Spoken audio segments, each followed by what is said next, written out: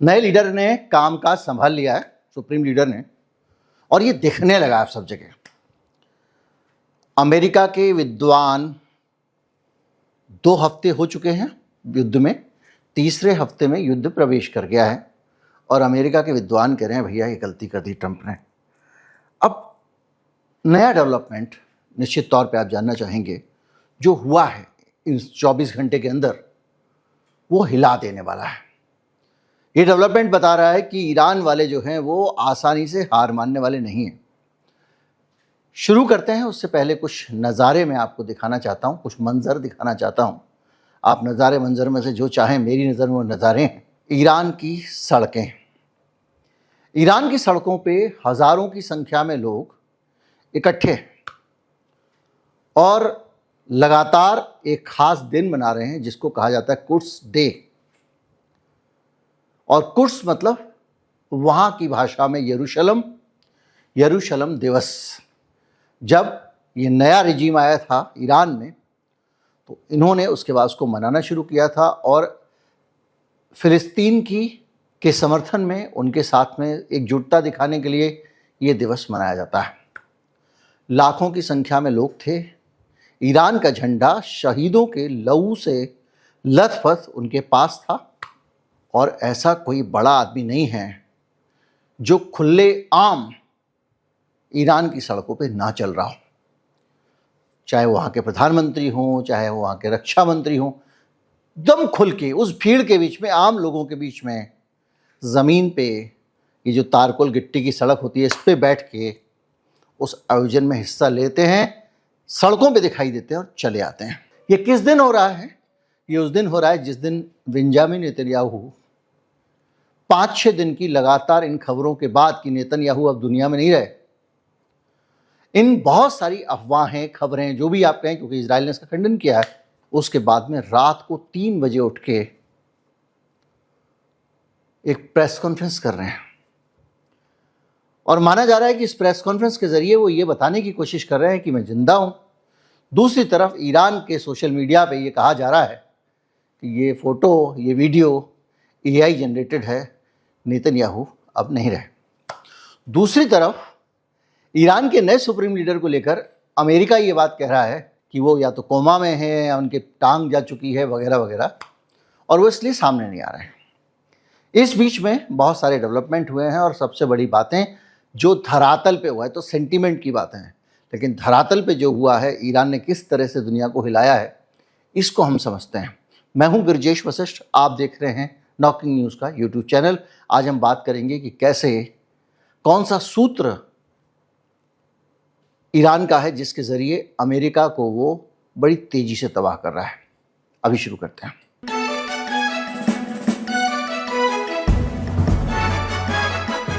दरअसल पहला संदेश आ गया है। अब नेतन्याहू अगर रात को 3 बजे संदेश दे रहे तो इनका भी लिखित में संदेश आया है जिसको पढ़ के सुनाया गया और अमेरिका इसी का फ़ायदा उठा रहा है। उसको लग रहा है कि लिखित में संदेश आया है तो मैं कहूँ कि ये मारे गए। अब हो ये रहा है कि ये भी इसके पीछे चाल है। चाल ये है कि जैसे ही दुनिया के सामने ये लीडर आते हैं, दोनों तरफ के जासूस एकदम दरिंदे की तरह आंख लड़ाए बैठे हैं।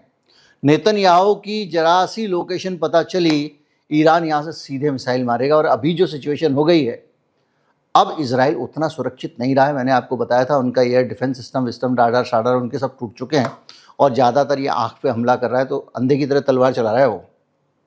तो ऐसे में टारगेट का करना आसान होगा।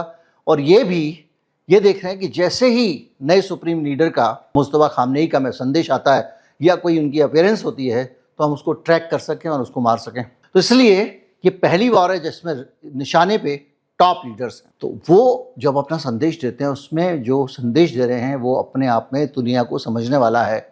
वो कह रहे हैं कि हम ऐसे नए नए सरप्राइज तरीके से इस युद्ध में लड़ेंगे कि अमेरिका को समझ में नहीं आ रहा क्या हो रहा है, इराक को भी समझ में नहीं आया, माफ कीजिए इजराइल को भी समझ में नहीं आएगा क्या हो रहा है, और वो उसको ख़त्म करते चले जाएंगे।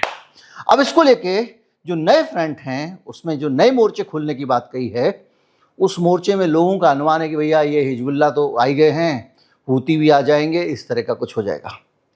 लेकिन यहाँ पर नए मोर्चे खोलने का एक और मतलब भी है, और वो है मुस्तफा खामनेई की नई रणनीति। कल हमने बात की थी कि किस तरह से वो आंख फोड़ रहा है, राडार पे हमला कर रहा है। अब एक और नई चीज़ समझ में आई है। समझ में ये आई है कि अगर आपके इलाके के पेट्रोल पंप खराब कर दिए जाएं तो आपकी गाड़ियां रखी की रखी रह जाएंगी। अमेरिका के जो फाइटर जेट हैं उनकी ताकत है उनमें भरा जाने वाला ईंधन, और वो हवा की हवा में ही ईंधन भर जाता है। वो उड़े, उन्होंने हमला किया, ईंधन फिर ले लिया, उड़ते रहे, क्योंकि फाइटर जेट होता है हल्का, उसको बहुत ऊंचा जाना, तेज उड़ना है। अगर वो बहुत सारा तेल लेकर चलेगा तो उसके लिए सर्वाइव करना मुश्किल हो जाएगा। उड़ते रहते हैं, वहीं हवा में ही हवाई जहाज से तेल बढ़ते जाते हैं। इन्होंने कहा ये वाले हवाई जहाज अगर तेल वाले हवाई जहाज में उड़ा दूं तो अमेरिका के लिए उसकी क्षमता बहुत कमज़ोर हो जाएगी, उसके लड़ाकू विमानों के लिए ज़्यादा मुश्किल काम हो जाएगा। ज़मीन पे उतरो, तेल लो, फिर चढ़ो। अब हम समझते हैं कि कैसे उसने स्ट्रेटजिकली उनके जो रीफ्यूलिंग विमान होते हैं, जो विमानों में तेल भरते हैं, इराक के आसमान में KC-135 क्रैश हो गया, 6 सैनिक मार दिए अमेरिका के, और ईरान समर्थित समूहों ने उसको गिराया है। यानी जो नया फ्रंट खोलने की बात हो रही थी, मिसाइल ईरान से नहीं उड़ी थी, इराक की धरती पे ईरान का समर्थन करने वाले लोगों ने उस विमान को गिरा दिया। अमेरिकी सेंट्रल कमांड अपना चेहरा छुपा रही है और कह रही है कि ये तो गलती से दुर्घटना हो गई। F-15 फाइटर जेट भी गिराया गया है, कुवैत के ऊपर गिरा था, उन्होंने कहा कि अपनी गलती से हुआ है। और अभी ये खबर आई है कि 5 और इसी तरह के तेल भरने वाले टैंकर आसमान से ईरान की सेनाओं ने गिराए हैं। इस बीच में एक खबर बार बार संदिग्ध बनी हुई है, वो है अमेरिका का जो बेड़ा है USS Abraham Lincoln. USS Abraham Lincoln बड़ा पावरफुल बेड़ा है, उसके पास करीब 50 के आसपास फाइटर जेट उसके ऊपर खड़े रहते हैं। इसके अलावा अवाक्स वाले जो जेट होते हैं जिसमें राडोम होता है, राडार वाला एक डोम होता है ऊपर लगा रहता है, जिसके ज़रिए वो चारों तरफ से सिग्नल लेते हैं। वो हवा में उड़ के जासूसी करने वाले, वो सब विमान उसके ऊपर ही रहते हैं। इन विमानों को तेल वेल सब, इतना बड़ा जहाज होता है। उस जहाज के कल खबर आई थी कि वो वहाँ से भागा है। अब अमेरिका के सेंट्रल कमांड ने कहा है कि डिस्ट्रॉय नहीं किया गया, यानी नष्ट नहीं किया गया अब्राहम लिंकन। लेकिन अब्राहम लिंकन में क्या हुआ है क्या नहीं हुआ है, इन नष्ट वाले शब्द से नहीं आता। लेकिन जो खबर थी वो ये थी कि ईरान की मिसाइल्स ने अब्राहम लिंकन को डैमेज किया था। इस बीच में बगदाद से कुछ मिसाइल फायर हुई हैं जिन्होंने इराक की राजधानी में अमेरिका के राजदूत को फिर से निशाना बनाया, अमेरिका के दूतावास को। ये खबरें अपने आप में दिखा रही हैं कि किस तरह से लगातार हमले हो रहे हैं। आप देखिए, एक तरफ इजराइल में लोग इतना डरे हुए हैं, एक वीडियो आता है कि लोग अंदर बंकर में छिपे हुए हैं और कुछ ईसाई उस बंकर में जाने की कोशिश करते हैं तो उनको रोक दिया जाता है और ये कहा जाता है कि ये ज्यूस के लिए है क्योंकि ये हमारी पर्सनल प्रॉपर्टी है, आपको इसके अंदर नहीं आने दिया जाएगा। ये तस्वीर जब देखते हैं आप तो आप अंदाज़ा लगा सकते हैं कि एक तरफ इजराइल के लोग डरे हुए बंकरों में दुबके हुए हैं, दूसरी तरफ ईरान के लोग सड़कों पर कुर्स डे मना रहे हैं। बच्चों का निधन होता है, हज़ारों लोग आ जाते हैं सड़कों मुकाबला करने के लिए अमेरिका को, और बहुत सारी चीज़ें। तो यहाँ तक कि आप ये बहादुरी की चीज़ें देख रहे हैं, ये अपने आप में दिखा रही हैं कि इसका क्या असर पड़ रहा है। क्योंकि पेंटागन, अमेरिका का रक्षा विभाग, भयाक्रांत है, तनाव में है, और हालत ये है कि वो वहाँ से अतिरिक्त वॉरशिप भेज रहा है, जहाज, समुद्री बेड़े। क्यों? क्योंकि भैया जाओ, वहाँ पर लड़ाई हो रही है, अब्राहम लिंकन का पता नहीं क्या है, लेकिन जो भी है और ज़्यादा ज़रूरत है। क्यों? क्योंकि वहाँ पर हरमुज़ में एक नया मोर्चा खुल गया है। अब डोनाल्ड ट्रंप ने हरमुज़ में क्या किया उस पर हम आते हैं, लेकिन बहरहाल वहाँ से विमानों, दुनिया भर को अगर तेल की सप्लाई नहीं निकाली तो अमेरिका वैसे ही हार जाएगा। और याद रखिए, 2 हफ्ते लड़ चुका ईरान और कोई नहीं जानता कि लड़ाई कितनी खिंचेगी। जिसको 1 दिन का मामला डोनाल्ड ट्रंप मान के चल रहे थे, ज़्यादा से ज़्यादा 2 दिन का, खामनेई को मारेंगे, लोग शासन बदल देंगे, बात खत्म। बल्कि जो लोग खिलाफ खड़े हुए थे वो भी पक्ष में हो गए सरकार के। अब कोई भी ईरान के अंदर मतैक्की वाली बात ही नहीं है। सारा मतलब किसी डिफरेंसेस की बात नहीं है किसी तरह के मतभेद की बात नहीं है। हालत ये है कि अब डोनाल्ड ट्रंप टायर्ड दिख रहे। कैसे दिख रहे हैं देखिए, एक जगह है खर्ग, और खर्ग है एक टापू। आपने हर्मुज स्ट्रेट का नक्शा तो देखा ही होगा। हर्मुज स्ट्रेट के नीचे की तरफ जो आता है, मतलब वो दो जगहों को जोड़ती है, एक फारस की खाड़ी, एक ओमान की खाड़ी। नीचे ओमान की खाड़ी, पतला हर्मुज स्ट्रेट, ऊपर जाएंगे तो फारस की खाड़ी। तो फारस की खाड़ी जहाँ ख़त्म होने वाली होती है, उससे ठीक पहले एक छोटा सा टापू है समंदर के अंदर, या कहें कि फारस की खाड़ी के अंदर। ये है खर्ग टापू, समझ लीजिए। खर्ग जैसी जजीरा कह लें, टापू कह लें, आइलैंड कह लें। इस जगह पे डोनाल्ड ट्रंप ने बम गिराया है। अब तक डोनाल्ड ट्रंप ने इस जगह को छोड़ के रखा हुआ था और यहां पर बम नहीं गिरा रहा था, क्योंकि ईरान का तेल दुनिया तक पहुंचेगा, उसका ये एक हब है। कैसे हब है? यहां पे बड़े बड़े तेल के गोदाम हैं, यहां पे तेल जहाज़ों में भरने का सिस्टम है। तो ये बहुत सारी चीज़ें हैं जहां पे दुनिया को ईरान का तेल भेजने का बड़ा इंफ्रास्ट्रक्चर लगा हुआ है। अब अगर आपको ईरान को नष्ट करना है, ईरान को नुकसान पहुंचाना है, तो इस इंफ्रास्ट्रक्चर को आप डैमेज करोगे तो ईरान कई साल के लिए तेल भेजने लायक नहीं रहेगा। लेकिन डोनाल्ड ट्रंप इसको नहीं हटाना चाहते, नहीं गिराना चाहते। क्यों? उनको ये लगता है कि आने वाले समय में ईरान का जो तेल होगा वो इसी के ज़रिए जाएगा और डिस्टर्ब हो जाएगा। लेकिन ये दिखने की बात है, अंदर की बात ये है कि उनको चीन से डर लगता है। चीन से डर क्यों लगता है? अगर आपने इस तेल की सुविधा पर बम गिराए और तेल की सुविधा समाप्त हो गई, वो इंफ्रास्ट्रक्चर खत्म हो गया, तो यहाँ से चीन के लिए तेल जाता है और ये माना जाएगा कि चीन के तेल की सप्लाई बंद करने का ईरान से डोनाल्ड ट्रंप ने चाल चली है। उसी चीन के तो हाथ जोड़ रहा है, भाई शांति करा दो। तो ये प्रेशर भी बनाना चाहता है, तो ईरान पे प्रेशर बनाने के लिए उसने उस इलाके के मिलिट्री ठिकानों पे बम गिरा दिया। क्या कहा? वहां पर कुछ गोदाम हैं जिनके अंदर वो जो समुद्री जो होती हैं, क्या कहते हैं, सुरंगें, बारूदी सुरंग जिसको कहते हैं आप, वो बना रहे थे। बारूदी सुरंग, पानी के अंदर वाली, सी माइंस भी कहते हैं उसको। और इसके अलावा वहाँ पे कुछ हथियार थे उनके, कुछ मिसाइलें थी, उनको हमने उड़ाया। और डोनाल्ड ट्रंप ने धमकी दी कि हम वहाँ से सारा का सारा आपका इंफ्रास्ट्रक्चर वाइप आउट कर देंगे। मतलब वीडियो देखिए किस तरह से वहाँ पर उन्होंने बम्बार्डमेंट किए हैं। उन्हीं का ट्वीट है सेंट्रल कमांड का। उसके बाद आगे चलते हैं।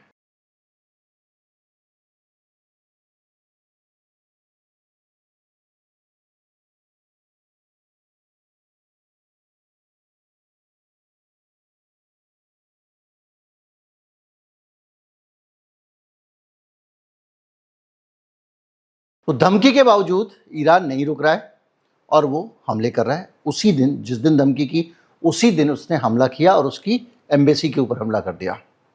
अब सीन समझिए, डोनाल्ड ट्रंप को ये समझ में नहीं आ रहा है कि ये ईरान के चक्कर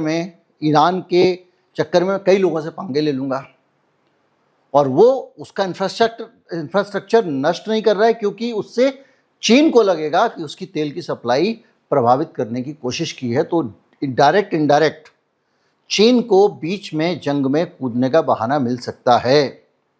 उत्तर कोरिया तैयार है, बार बार मुंह छुमेट रहा है। दक्षिण कोरिया से इन्होंने अपना एयर डिफेंस सिस्टम हटाया ताकि यहाँ जान बचा सकें, और वहाँ पर उसने समंदर के अंदर मिसाइलें फेंकनी शुरू कर दी हैं। अमेरिकी सेना वहाँ पर भी मौजूद है, उत्तर कोरिया में अभ्यास करने के लिए गई हुई थी। इस बीच में डोनाल्ड ट्रंप कह रहा है कि भैया मिडिल ईस्ट के भाइयों, चीन वालों, फ्रांस वालों, अमेरिका वालों, यूके वालों, अमेरिका वाला तो खुद ही है, कि भैया आप जो है फ़ोन कर रहे हैं सबको, भाई एक काम करो, ये स्ट्रेट ऑफ हार्मुज जो इसने बंद किया हुआ है, इसको खुलवाने के लिए कुछ करो, ईरान से बातचीत करो। यानी तुम्हारा भी तेल अटक रहा है, तुम्हारा भी सब अटक रहा है, अगर तुम बात नहीं करोगे तो मैं क्यों करूँगा। मतलब सीधी सी बात ये है कि इसको लग रहा भैया कि अब तो मैंने सारे तरीके अपना लिए।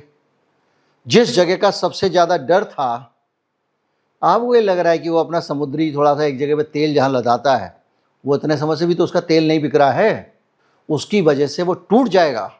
वो ईरान है, वो खाटे फ़ायदे नहीं। सीधे सीधे नए लीडर ने क्या कहा कि हमको एक एक मौत का बदला लेना है, बस तबाह हो जाएंगे, कोई बात नहीं। तो अब उसको लग रहा है ट्रम्प को कि दूसरे लोगों को आ जाए, भाई तुम्हारा भी तेल रुक रहा है, तुम भी बात कर लो, हमसे तो कुछ नहीं हो रहा है। मतलब हरमुज में तेल रोकना, देखिए किस तरह से दुनिया को मार रहा है, ईरान किस तरह खेल रहा है। पहले उसने इनके एयर डिफेंस सिस्टम को तबाह किया, अब जहां चाह रहा है वहां मिसाइल उसकी पहुंच जा रही है। कुछ समय बाद में ये जो मिसाइलें मारते हैं ईरानी ड्रोन्स को, ये भी खत्म हो जाएंगे। आप सीन समझिए। दूसरा, इनके जो भाई वायुसेना ही सब कुछ है इनकी, और वायुसेना की रीढ़ है उसका तेल, तेल के बगैर थोड़ी विमान उड़ेगा। तो विमान को तेल पहुंचाने वाला, और खासतौर पे वो जो भारी भारी बम्बर B-2 बम्बर होते हैं जो टनों के बम गिराते हैं, जिसने वहां का परमाणु ठिकाना प्रभावित किया था, उनको तो पूरा रास्ता करने के लिए रास्ते में तेल भरना ही पड़ता है 2 बार। तो जिन विमानों से तेल भरा जाता है, ऑयल टैंकर होते हैं उड़ता हुआ हवाई पेट्रोल पंप समझ लो, उसको उन्होंने नष्ट करना शुरू कर दिया है। कुल मिला के तो ये सिचुएशन है। अब डोनाल्ड ट्रंप की समस्या ये है कि 2 हफ्ते से ज़्यादा हो गए हैं, सब लोग कह रहे हैं, यहाँ तक कि उनके मिलिट्री के लोगों का भी आ गया, भाई हमने तो इनको समझाया था कि वहाँ वो हरमुज वरमुज बंद कर देगा, तो इनको लोगों ने, जो वहाँ पे पूरा का पूरा एक लॉबी है, आप जानते हैं अच्छी तरह से, पैसे वालों की, उसने ट्रंप से कहा 1 दिन में हो जाएगा, और ये कूद पड़े। अभी तक जितने भी युद्ध हुए हैं अमेरिका डायरेक्ट नहीं कूदा है, किसी न किसी को सामने रखा है उसने। ये युद्ध ऐसा है जिसमें कूद गया। क्यों? आकाओं को खुश करना था। कभी कभी कई लोगों का ये टिप्पणी सही है कि इजराइल जो है वो अमेरिका का बॉस है, अमेरिका इजराइल का बॉस नहीं है इस रिलेशनशिप में। तो कूद गया। अब 2 हफ्ते से ज़्यादा हो गए। अब एक और समस्या आनी शुरू हो गई है। ईरान के साथ झगड़े में अमेरिका के अंदर अंदरूनी खतरा खड़ा हो गया है। क्यों? बहुत सारे इंसिडेंट हो गए हैं जिसमें जो साइनागॉग होते हैं इनके जो पूजा स्थल होते हैं यहूदियों के, उन पे हमले हुए हैं। मिशिगन में शूटिंग हुई है, वर्जीनिया में हुआ है, यानी बहुत सारी चीज़ें हुई हैं, जिसके बाद में अब लोग कह रहे हैं भैया तुम्हारे चक्कर में अंदरूनी घटनाएं शुरू हो गई, कहीं कोई गाड़ी मार दे रहा है, कहीं कुछ कर रहा है। और अमेरिका में आतंकवाद के खतरे बढ़ गए हैं, और इसके कारण भी वहाँ लोग चिंतित हैं कि भैया तू जाके वहाँ क्यों चला गया, उसकी लड़ाई में तू इतना इन्वॉल्व हो गया कि तेरे घर पे मुसीबत आ गई भाई, वो तो मरेगा, तेरे को भी ले डूबेगा। इस वजह से वहाँ पर FBI, जस्टिस डिपार्टमेंट, सब लोगों ने इस पे ध्यान दिया और कह रहे हैं कि US faces elevated terrorism threats against backdrop of Iran war and cuts at FBI, justice department. ये एसोसिएटेड प्रेस की खबर है। FBI ने क्यों कट किया आपको पता अच्छी तरह से। ये जो, क्योंकि जस्टिस डिपार्टमेंट ने जो कट किया, क्योंकि ये क्या करते थे कि वहाँ पे जो लोग बेचारे विदेशी रहते थे उनके ऊपर अत्याचार कर रहे थे। तो आप सोचो कि ये खतरनाक सिचुएशन खड़ी होगी अमेरिका के सामने। अब ये सिचुएशन कैसे बिगड़ेगी ऐसे समझिए। कह दिया ईरान ने अब UAE का नंबर है, तो UAE का कैसे नंबर है? जहाँ जहाँ पे अमेरिका का दफ्तर खुला हुआ तुम्हारे यहाँ, अमेरिकी कंपनियों का, अमेरिका वाले रहते हैं, अब तो वो टारगेट पे आएंगे। सिटी बैंक की ब्रांचों पे कर दिया उसने, मिसाइल लगा दी। अब जब ये कर रहा है तो और अफरा तफरी फैल रही है, अमेरिका में भी फैल रही है। अभी क्या है, ऊपर से आते हो, विमान टपका के चले जाते हो, एयर डिफेंस सिस्टम के लपेट में आए नहीं आए, Chinese air defence system Iran में उतना कामयाब नहीं हो रहा है। पर बूट ऑन ग्राउंड हुआ, अगर मान लीजिए ज़मीन पे सेना उतारी गई तो क्या होगा? और सबसे बड़ी बात यह है कि ईरान ने इतनी सारी जगहों पर फ्रंट खोला है कि अमेरिका कहाँ कहाँ बचाव करे।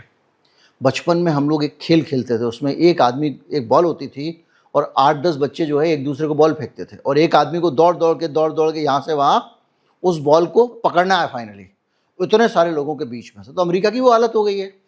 वो अगर सऊदी अरब के चक्कर में पड़ता है तो इधर फायर हो जाता है, इधर हो जाता है, और धीरे धीरे करके इनके बेस एक के बाद एक अमेरिका में या तो तबाह हो गए या सैनिक अंदर घुस गए, भूमिगत हो गए।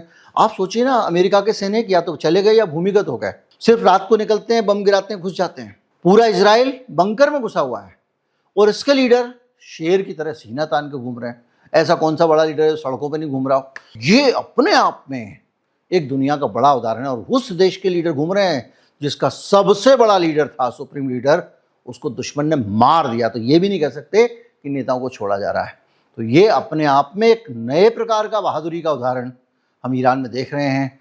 और उसने जो दिखा दिया, अब एक बात मान के चलिएगा, अगर ये वॉर ईरान जीत गया, क्योंकि बहुत सारे जो एडवाइज़र हैं ट्रम्प के, वो कह रहे हैं भैया ये घोषित कर दो कि हम जीत गए और वहाँ से निकल आओ, इसी में तुम्हारी भलाई है।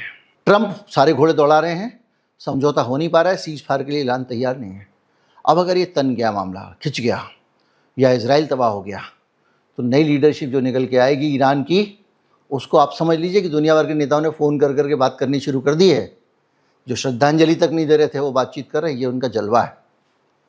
और एक तरह से देखा जाए तो दुनिया के लिए अच्छा भी है, क्योंकि अमेरिका की जो दादागिरी थी, ये सब मेरे गुलाम हैं, इनको गुलाम होना चाहिए, इस तरह के जो भाषण दे रहे थे उनके नेता, ऐसे में अमेरिका को सबक सिखाना ज़रूरी था। भले ही कोई सिखा रहा हमारी तरफ से, अच्छा कर रहा है।